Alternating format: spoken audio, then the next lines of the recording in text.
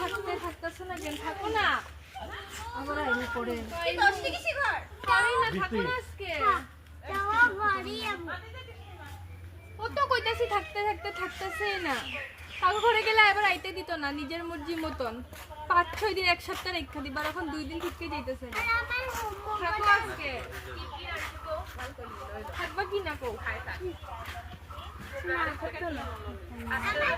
ইসলাম আছে তো। বলডা তুই ঠিক করে যাও। স্যার আমার ইসলাম আছে যেতে লাগবো।